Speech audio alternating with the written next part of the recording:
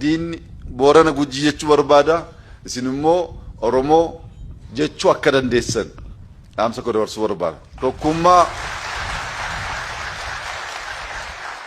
Tokkummaa ummata keenya eeguun maqaa garaa garaatti ba'ee bakka 20tti qoodamaa jiru kana dhaabuun hundaa ol kan eegamu ummata kanarraayi. Ummata kana aadaa kana ka tursiise, eenyummaa keenya ka tursiise, amma immoo haala diinaa hubatee maqaa qabna, gosa qabna, godina qabna, inni hin dagatamu. Gujummaan hin dagatamu, Booran hin dagatamu, Baalee hin dagatamu, garuu abbaa qaba abbaan Oromoodha.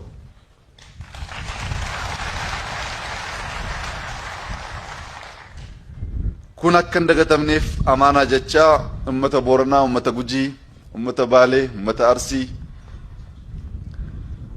ummata eenyummaan keenya, qacceen keenya itti hiikamu kun sadarkaa kanatti gammadee tokkummaadhaan dhaabbachuu danda'uusaaf gammachuu guddaan dhaga'ama. Baga gammaddan itti fufaa jechuu barbaada.